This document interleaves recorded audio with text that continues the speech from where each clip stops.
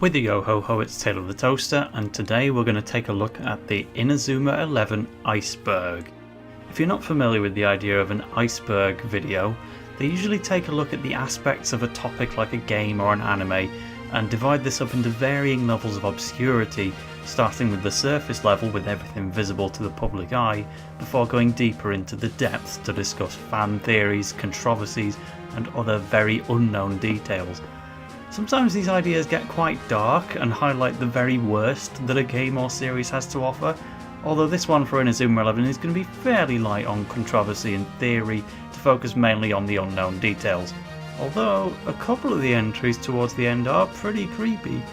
Full disclaimer, I did make this iceberg myself. I had a look around the internet to see if I could find an existing one to explain, but the only one I could find didn't make a great deal of sense, so I've just put my own together. So without further ado then, let's see how deep the Inazuma 11 iceberg really goes. Surface level. Inazuma 11 123. So to kick things off, Inazuma 11 123 was a compilation game released for the Nintendo 3DS in Japan, which put all of the first three Inazuma 11 games together, including all of their different versions. So technically, this was 6 games in one, covering the stories of the first 3 entries. It was never released in Europe, but 123 did involve recreating the previously DS-only trilogy on the 3DS engine with new widescreen features. This is why Inazuma 11 3 was able to release in Europe as a 3DS game the following year, and also how the original game popped up on the Nintendo eShop in America and most of Europe. The remake of Inazuma 11 2, however, remains exclusive to Japan. Inazuma 11 SD shut down. Inazuma 11 SD was a Japan-only mobile game which kind of took the community by storm over the past year or so, with characters from Ares, Orion and everything prior making appearances in this somewhat gacha gamey kind of thing. But after only a year of operations, the game was shut down and can no longer be played. Professor Layton cameos. This dates all the way back to the first Inazuma 11 game, but also rears its head in Chrono Stones as well, Inazuma 11 being made by Level 5, the same team who made the Professor Layton games, had also managed to sneak the titular Professor Layton and his friends into the Inazuma 11 games in a passing role. Go 1 movie is canon. Now Inazuma 11 arguably has 3 or 4 movies depending on how you look at it, but they all take place either in a parallel universe or are just non-canon entirely, except for one. The movie of Go 1 is the only one that actually is part of the canon, because it introduces Bylong and Tezuka as major characters for future appearances. LBX crossover. LBX, or Little Battlers Experience in full and Danball Senki in Japanese, is another game series made by Level 5 which was also turned into an anime. This had a crossover movie with Inazuma 11, which was the 3rd movie in the series, but beyond this it was also represented with the same story in the game, and there's a few other cameos connecting the 2 series, such as the Achilles robot figure being present in Willy Glass's room in the Go games, and the Little Battlers Experience games themselves also have some references back to Inazuma 11. Dream Match. Completing the talk about the movies, the 4th movie, quote unquote, was only 20 minutes long, but it featured fan-voted characters making up 2 teams, the Inazuma Best 11 and their opponent, and it was just an entirely fan-servicey movie taking characters from all time periods of the show to put them in a big old football match against each other. It's pretty fun. Jules Iceberg. Well, this is an iceberg video, so it's probably worth mentioning that there is actually a scout character named after an iceberg. That's all. Yokai Watch Fire Tornado. To touch on the final Level 5 game series that's certainly taken off for them, Yokai Watch has a massive reference to Inazuma 11 in one of its anime episodes, where the main character Nate will actually do a fire tornado to score a goal. Doesn't get much more blatant than this. Sub versus dub. Now Inazuma 11 is of course an anime, so it is subject to the age-old discussion of sub versus dub just like any other show, but frankly even more so. because it has always been a trend of Inazuma 11 to have some kind of jokey pun names for the characters, which a lot of the fan base who prefer the Japanese versions tend to look down upon, even though the Japanese names are also the exact same puns. We just can't recognise them because we don't speak their language. But even still, the sub brigade will point out that the dub for the anime seasons 1 through 6 before Aries are not that great, which I will agree with, although I do think that the games have fantastic dubs even if the anime didn't live up to that standard. Hidetoshi Nakata. In the Inazuma 11 universe, Hidetoshi Nakata is the captain of the Italian team Orpheus in Season 3, who also has a cameo appearance in the second game and generally follows Mark around in Season 3. In actuality, Hidetoshi Nakata is a real Japanese footballer and one of their most successful of all time, getting into various top 100 rankings in the real world of football. Sure enough, the real Hidetoshi Nakata mainly built his career playing on Italian teams, hence the connection. Where is Steve? Steve Grimm is one of the most intentionally bland characters in Inazuma 11 history, and naturally he carries a lot of meme appeal as a result. In particular, in my YouTube comments section, I would get a comment on every single episode of Inazuma 11 2 asking simply, "Where is Steve?" after he'd been hospitalised and taken off the team. It never really went away. Play as Hurricane Zeta. In Inazuma 11 Go Chrono Stones, you journey through time to Miximax with various real figures from history such as Nobunaga Oda or Joan of Arc to take their powers for your own players. The most confusing of these comes at the end of the story when Zanuck Miximaxes with an actual hurricane, mostly fictional in nature, and this was one of the only historical figures, quote unquote, that you could not actually recruit as a playable character afterwards, which meant you couldn't level up that Miximax target's moves. Inazuma 11 Go Galaxy decides to remedy this issue by making a literal hurricane in a shirt a playable character, and it's the stupidest thing I've ever seen. Occult Junior High. This is the first story match in the very first game that you actually have to win. Royal Academy would be the first match, but you lose this. Occult Junior High you then have to defeat. And this presents an infamous difficulty curve in the very first Inazuma 11 game, because if I'm using personal opinion here, I think Occult is probably the hardest match in the entire game, and it's thrown at you right from the beginning. This gave a lot of players difficulty and no doubt turned off a lot of potential fans before they'd even begun. Beneath the Surface. Cancelled Aries game. All the way back in 2016, which is now nearly 5 years ago, the anime season and the video game Inazuma 11 Aries were announced at the same time. As we know, the anime went ahead and aired in 2018, even getting a sequel season, but the game never released. This was due to a multitude of different development problems, but down the line it was decided that Aries in the form we knew it as would eventually be cancelled and the plan would be redone from the ground up. Peter Drent. Peter Drent is a defender for Royal Academy in the first 3 seasons and games, and he's certainly very good at what he does, but ultimately he's only a minor role in both the games and the anime. However, he's given a special bit of treatment in the manga, where he is actually the only extra character in the manga to be selected as a candidate for Inazuma National. Peter Drent did not get this treatment in any of the other adaptations, but here in the manga he was a candidate for Inazuma National who ultimately didn't make it, just like his teammate David Sanford. Rainbow and Gaza Irons. These two appeared in the anime in episode 45 of Go 1 shortly after Dragon Link had been defeated.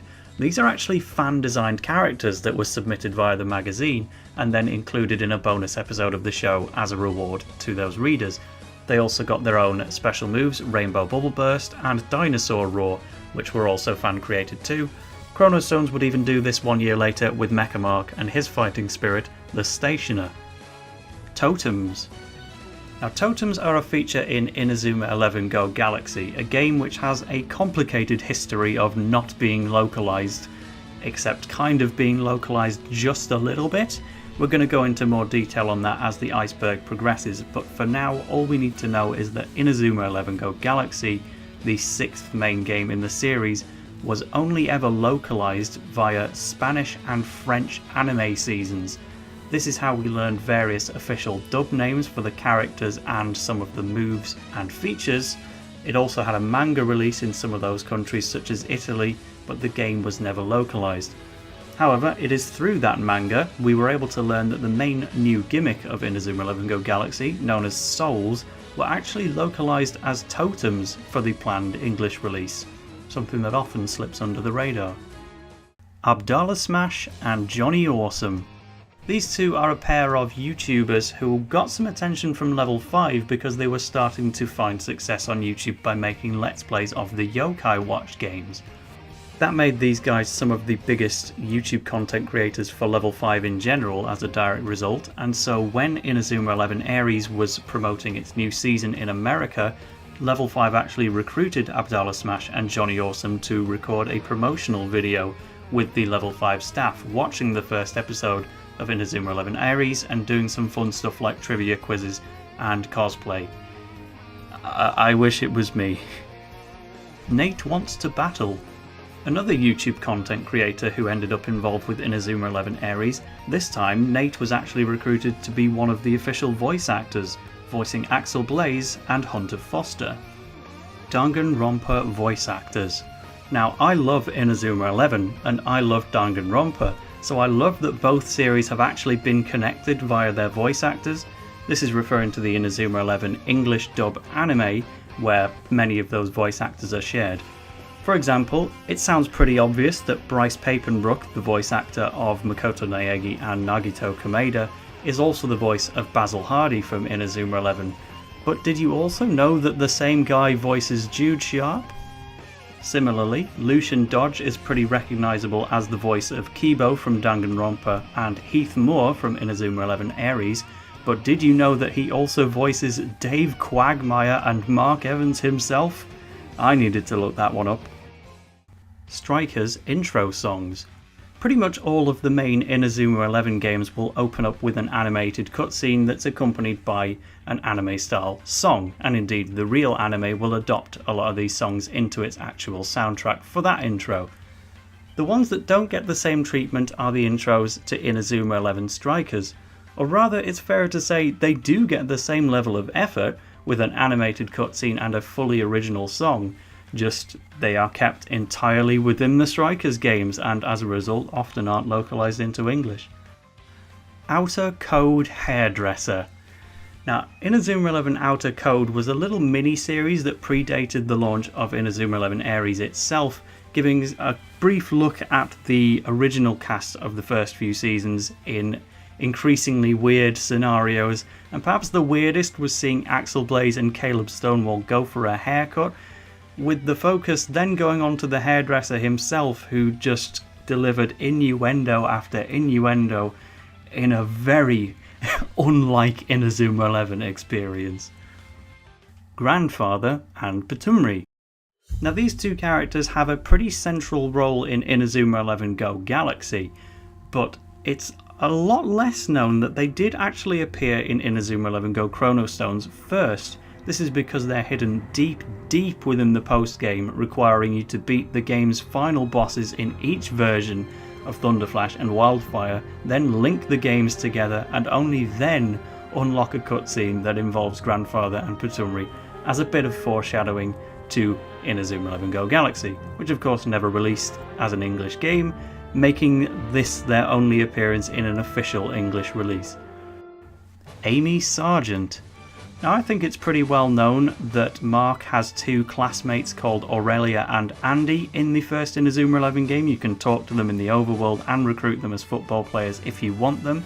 But I think what's a lot less known is that Arian Sherwind actually has a classmate of his own who gets the same role.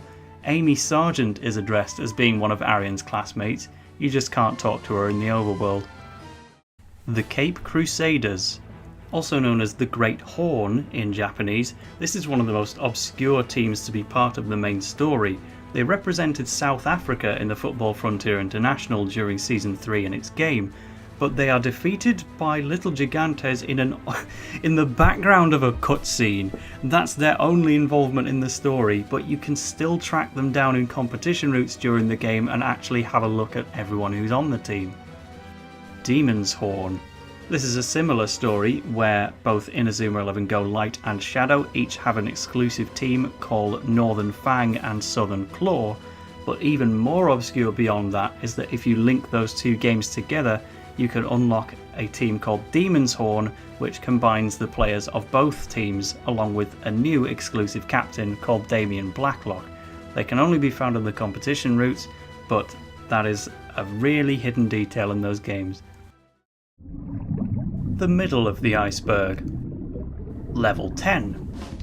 Level 10 is the name of the development team who finally managed to bring Inazuma 11 Go Galaxy's video game to English language audiences. I am one of the members of this team, which is led by Sync. There are other teams as well working on localizing the game into Spanish and German languages and many others that I'm probably not even aware of, but this is the name of the team that released the first version of that fan translation as a patch online.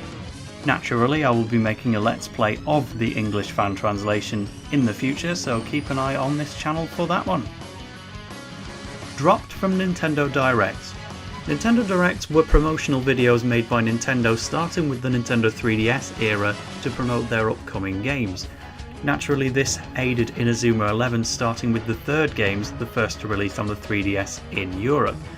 Both Lightning Bolt and Bomb Blast got a spotlight in the Nintendo Direct, and in a later edition, Team Ogre Attacks would also get involved separately. Meanwhile, in America, the 3DS release of the original Inazuma 11 would also make its way into a Nintendo Direct, making it a bit of a staple with every new game. Until Inazuma 11 Go, which just got revealed on Twitter, and that was it. And it never appeared again. Alom covers. Now, Alom is a two-piece girl band who recorded all of the outro songs for Inazuma 11 Aries and Orion. Some of their songs are fantastic. I particularly like Susei Girls, the first outro of Orion, but the fact that we're covering here is that when they released their album alongside the actual outros they did for Aries and Orion, they also included a few covers of some of the Berries songs for Season 3, such as Magi Bomber and Spark Boy. Nellie's House.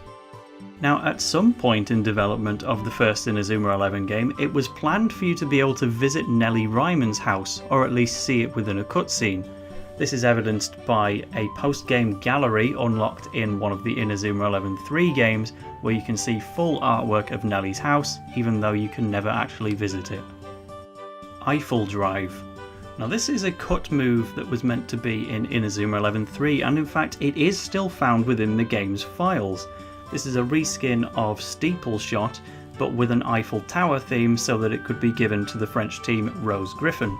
However, it had to be removed for copyright concerns because the move portrays the Eiffel Tower at night with its lights lit up, and the lights of Eiffel Tower are copyrighted, so the move couldn't be included in the game. Alps.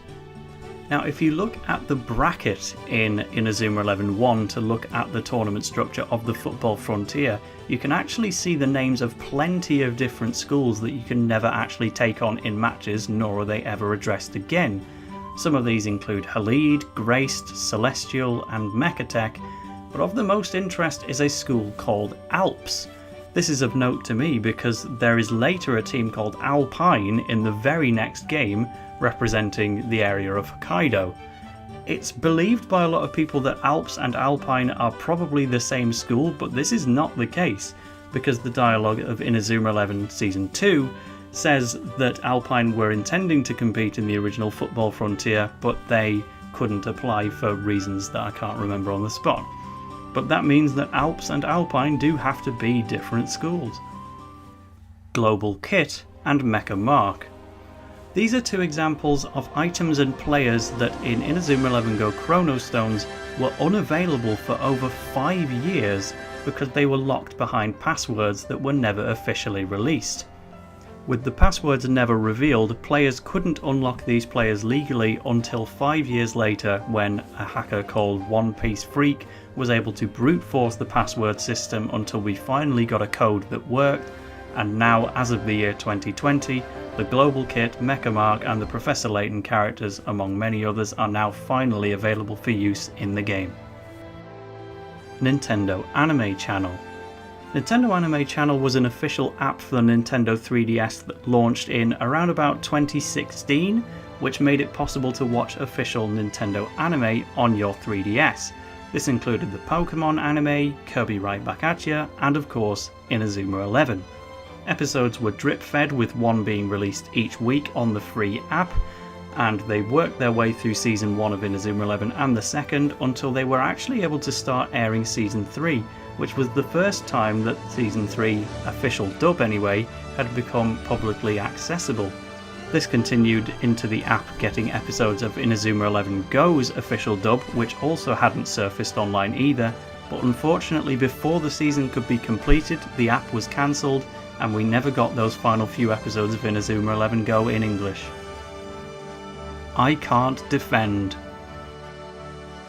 This refers to a common criticism of Inazuma 11 Orion, where the defenders of Inazuma National are basically useless. They rarely use any special moves, or even indeed manage to stop the other players very often. Some characters who were even formerly very powerful strikers, such as Hunter Foster, were relegated to the defense, where they then proceeded to be useless. Riku Matsushita.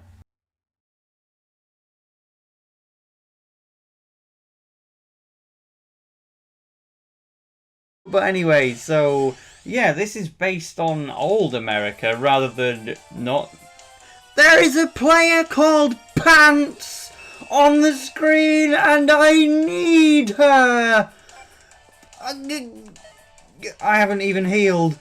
I need to find a way to get this player. We are 2 minutes into the video and I just found a new team member of Inazuma Japan, baby. In Inazuma 11-3, there were 4 characters who were put into the game that were based on real-life contest winners in Japan. One such character is the humorously named Pants, who was based on a real-life person called Riku Matsushita, who won the Football Frontier contest for Inazuma 11-2, as she's seen on this website. The characters were extraordinarily good and intentionally made to be some of the best in the game, and eventually became fan favourites, even coming back for future games such as Chrono Stones and Go Galaxy.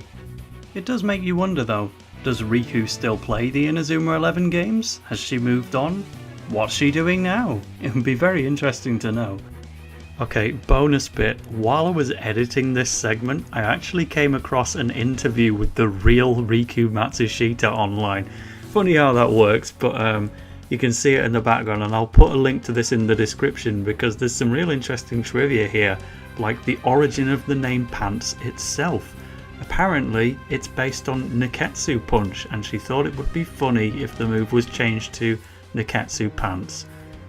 I agree.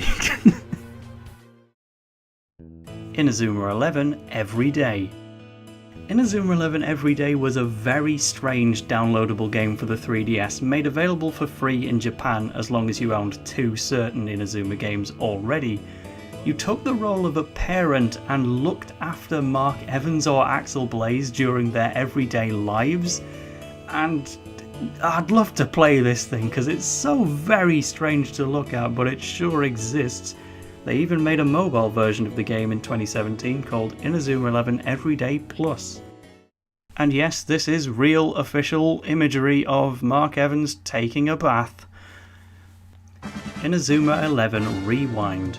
Now, this was a fun YouTube project which was released towards the end of 2020, recapping the interesting year that Inazuma 11 had been through, such as the launch of the fan translation and the cancellation of SD, along with all kinds of other fan projects that were released over the course of the year.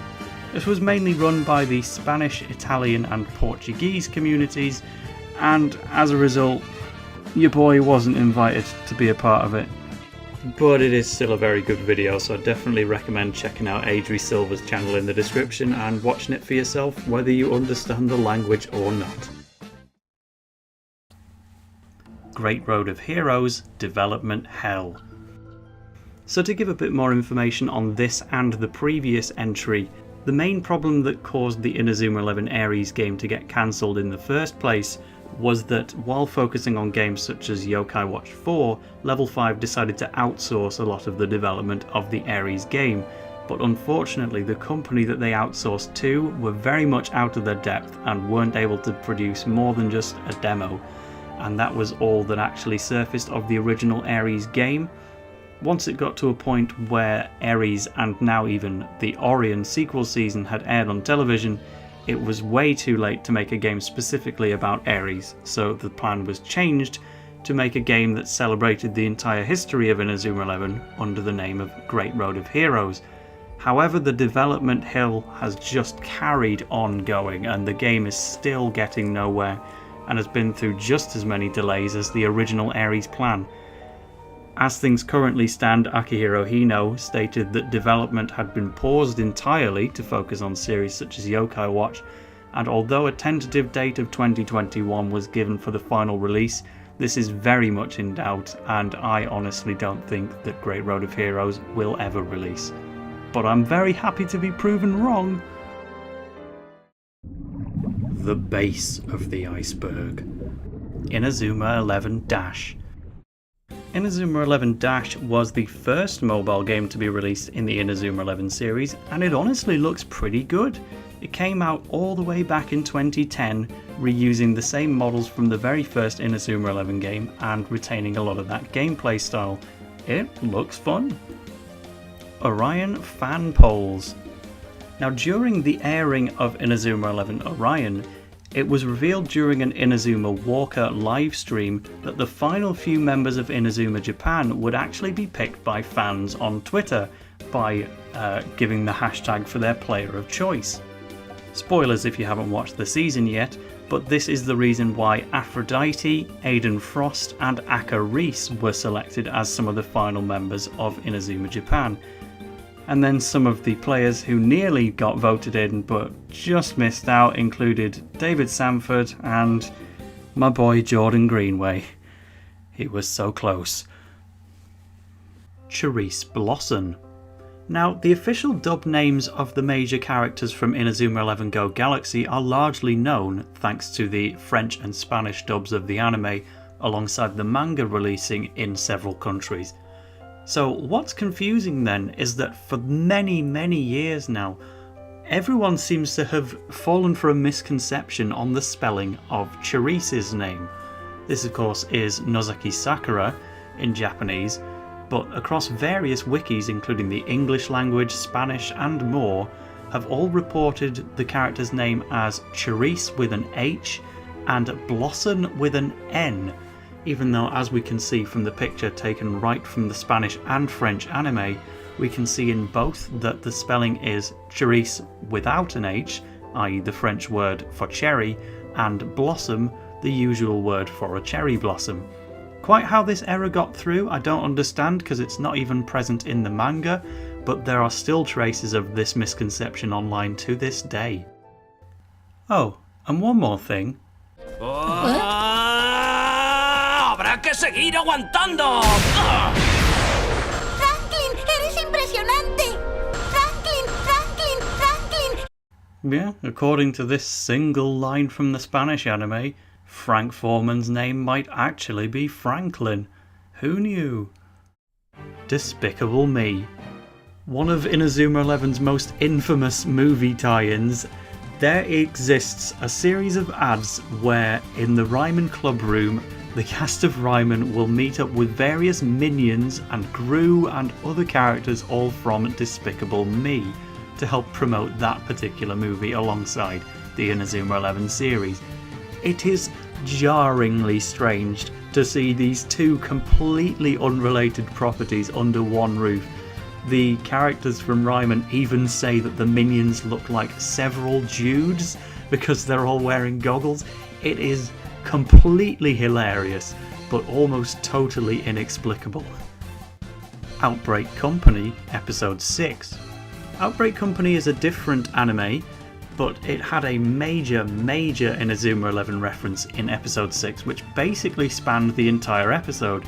One character makes numerous references to Inazuma 11, even with the cartoonized Ryman team we see on screen here, and it eventually leads to a real football match to settle a dispute between some elves and some dwarves. I might need to watch that. Antoine Griezmann. Antoine Griezmann is a real-world French footballer who was part of the French squad when they won the World Cup in 2018.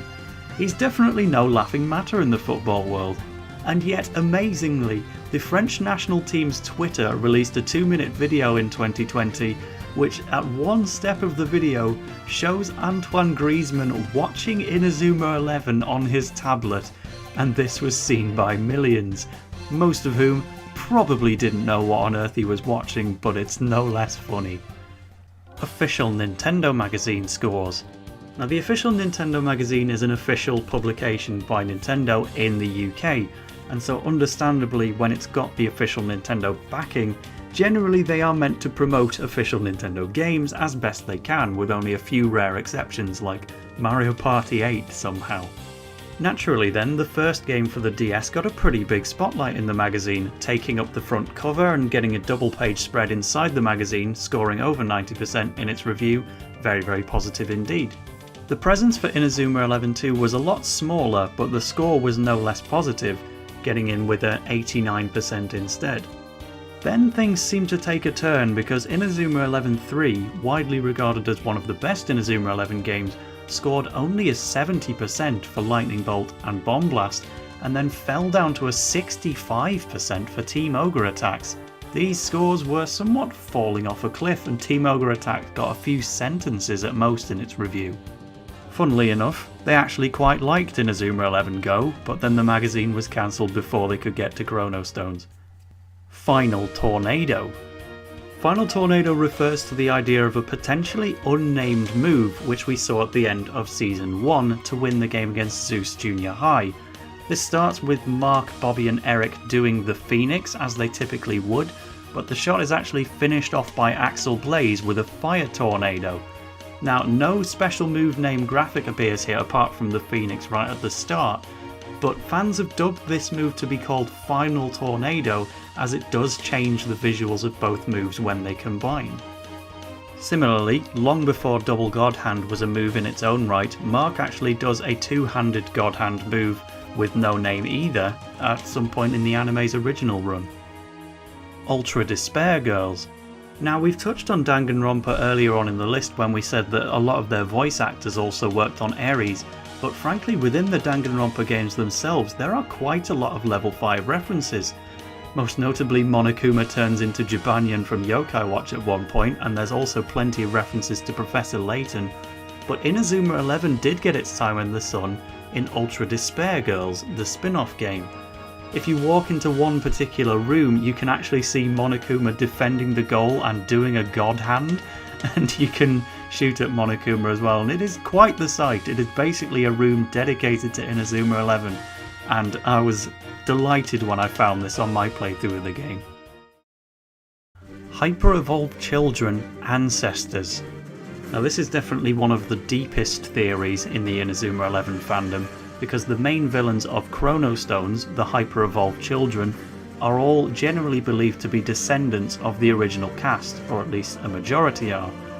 The one that the games and animes actually hints at is Simian Ape being a descendant of Arion Sherwind, because they both share the same eyes, and Simian seemed to be on the verge of telling Arion this information himself before he backed out.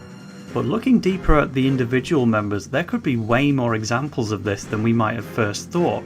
For example, this character called Zeto actually shares a lot of similarities with Axel Blaze, such as his skin colour, his white hair, the fact that he has the fighting spirit Serta, and even some of his moves. Kiss Him, Not Me. This is another anime with a very direct reference to Inazuma 11. Specifically, this anime goes to the effort of shouting out Gazelle from Diamond Dust to let us know that one of the characters in Kiss Him Not Me was cheering for him to win. I appreciate the obscurity.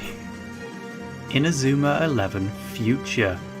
Now, we've already talked about quite a few mobile games which have slipped under the radar, but this one in particular didn't even release.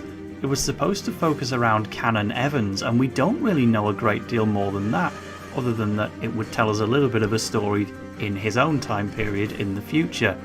We've got plenty of pictures, but other than that we know not a great deal at all, and the game ultimately never came out. Reversed game engines. Now, this was a really interesting trick that happened when localizing the first Inazuma 11 game. The very first Inazuma 11 game was a little bit glitchy in Japan, so the engine was rebuilt for Inazuma 11 2, with a lot of the character designs changed as well. Before Europe even got the first Inazuma 11 game, Japan was basically done with the original trilogy at this point, so when they decided to localize Inazuma 11 1, they actually rebuilt the game to use the game engine of the second entry in the series. This is why a lot of the character portraits look different, and there are tons upon tons of unused game files in the first game of characters from Inazuma 11 2. Into the Void. Jude game-breaking glitch. Now, as I mentioned in the reversed game engine segment, the first Inazuma 11 game was quite glitchy in some places, and in particular, it had a game-breaking glitch. Because there are so many different versions of the game and its engine, this glitch will work in some versions of the game, but not in others. See the on-screen graphic to know if your copy of the game can run the game-breaking glitch, or if it was fixed. Essentially though, certain versions of Inazuma 11 are very unrestricted when it comes to which players you can release from your team. In all of the Japanese versions, as well as the 3DS eShop release, almost every member of Ryman can be released from your squad, which even includes major characters like Kevin. So the game-breaking glitch itself occurs in Chapter 8 when Jude Sharp joins your team ahead of the match with Wild Junior High. Eagle-eyed players will have noticed that as soon as Jude joins the team, you can actually release him straight away, and the game is forced to carry on without him. This has some pretty hilarious consequences, including lines of dialogue spoken by absolutely no one, and a mandatory scene where Mark, Axel and Jude are supposed to perform the Inazuma break, except Jude just isn't there and nobody takes his place. This glitch eventually stops you from completing the game because Inazuma Break is part of Jude's moveset and the player must score against Wild Junior High using this move. Without Jude there, the match can't be won. It's a fun glitch to mess around with, but it's no wonder this had to be fixed. Line Puzzle de Inazuma 11. Now, if not Inazuma 11 Future, then this must be the most obscure of the mobile games. It's a puzzle game, and I don't think it stands out in any particular way other than featuring these characters that we're familiar with. It did at least release, unlike Inazuma 11 Future, but I don't blame you for missing this one. Jim's eyes. Now, of course, the design of Jim is meant to be intentionally very, very creepy and obscure his eyes. All we ever get to see is his hair and shadows. But did you know that the model actually does have eyes in-game? It's rather creepy indeed, and probably for the best that we didn't look at it ever again. Aeroporter plane. So, when Level 5 wanted to celebrate their 15th anniversary, they took to their Twitter audience to create a poll. What are your favourite characters from all of the Level 5 games? This had mass appeal and got thousands of votes in Japan to try and truly put together the best characters in Level 5 history. The results did not go to plan. You would expect to perhaps see Jibanyan or Professor Layton at least crack the top 10, but oh no, this poll was manipulated to all heck. It was bombarded with Inazuma 11 characters who took up 8 of the 10 slots, including the likes of Bylong, Tezcat, Goldie Lemon and Gabriel Garcia in second place. But the runaway winner of the poll, with 46,000 votes, was a literal aeroplane from Aeroporter. That's right, not Layton or any of his friends, an inanimate aeroplane won the title of most famous, most loved and most treasured level 5 character of all time. Now you'd expect them to kind of cut this out of the poll, but after so long, despite Akihiro Hino's pleas, level 5 just rolled with it, and they gave us the celebratory wallpaper that they were always planning on, giving us lots and lots of characters from Inazuma 11 Go standing underneath a giant aeroplane. Njord Snow dies. Now this was a bit of a potentially accidental plot point in the crossover movie between Inazuma 11 and Danball Senki, but maybe it's not. Halfway through the movie, Njord, or Yukimura in Japanese, came into contact with the villain Flora, or Fran. To try and resolve the conflict that she was seeing, Flora erased Njord and sent him to presumably another realm, also making two of the characters from Little Battler's experience disappear. The problem is, the entire rest of the movie then plays out with nobody ever rescuing these characters. As a result, in this parallel universe where the movie story takes place, it could well be the case that Njord is just dead, never to be recovered. £100.99.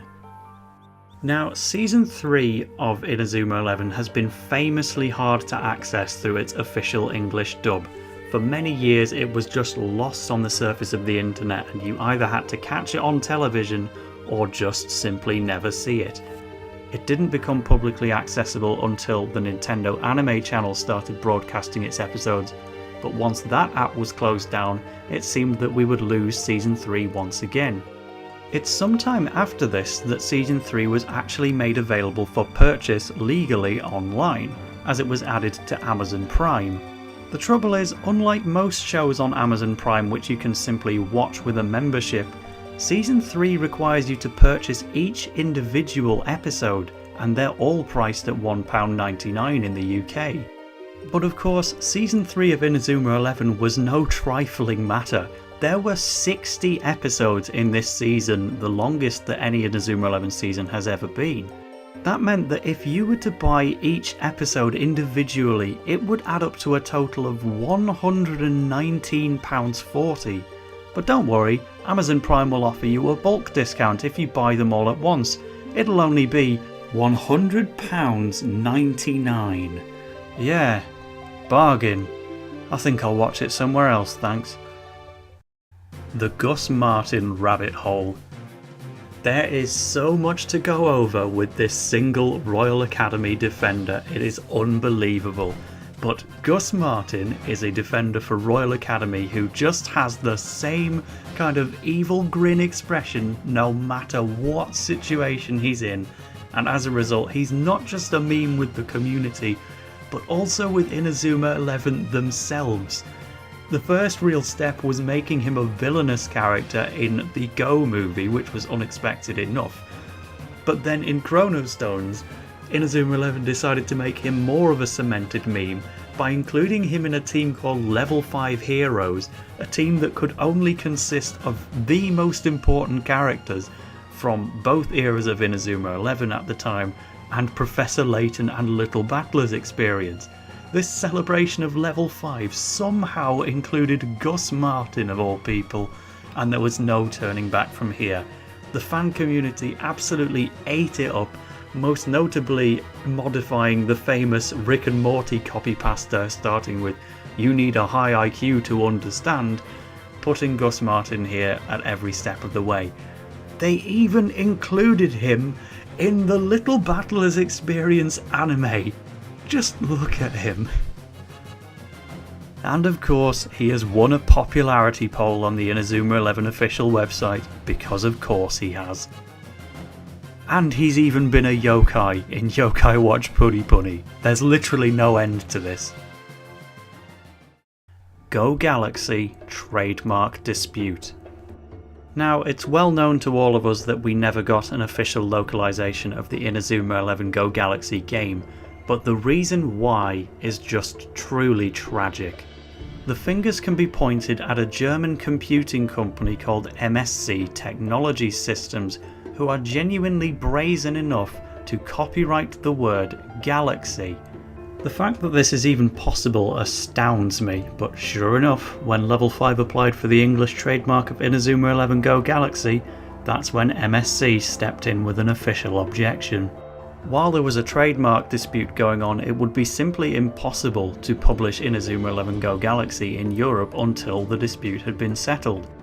Over 3 years later, MSC Technologies finally withdrew their opposition on August 20th of 2018, and 2 days later, Level 5 were finally able to approve their trademark for Inazuma 11 Go Galaxy. But at this point, it was just far too late. The Switch had been released at that point, and Inazuma 11 was never the most profitable series in the first place. So, all thanks to the work of MSC Technology Systems, Go Galaxy would never see the light of day on an official release. Sakka Yarouze photo shoot. Now this truly shows the darkness that Japanese businesses can sometimes hold. Risako Sugaya is the front woman of Berries, the band who sings all of the outro songs to the original trilogy of Inazuma 11 seasons. She's also a playable character in the Inazuma 11 games as a scout. She did a very good job singing the outros of Inazuma 11, creating some of the most iconic songs like Maji Bomber and Spark Boy. However, life simply is not easy for Japanese idols, and Japanese management can really get you to do some troubling things. There's plenty that I could list here concerning the Berries and all of the other girl bands that Inazuma 11 had worked with, but perhaps the most disturbing is the time that Japanese management encouraged Sugaya Risako to do a bikini photo book when she was just 12 years old, and this was sold as a genuine product for money that people could buy. It is utterly unthinkable to think that things like this just happen on a daily basis in Japan, but this is somehow considered normal, and not even Inazuma 11 is completely exempt from its clutches.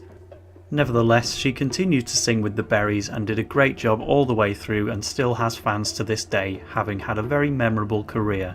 It's just a shame what people make you do along the way, huh?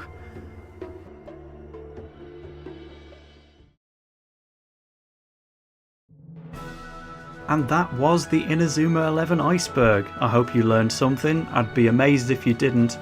Truly, there are some strange things towards the bottom, but there's also a lot of positive facts to learn as well. So, hope you enjoyed, and by all means, if I missed anything, which I absolutely did, go to the comments and let me know what you could have seen on this iceberg. And I'm sure all of the best comments, whether it be good trivia or bad trivia, I'll give them a pin, I'll give them a heart, and I hope you all enjoy reading the comments as well.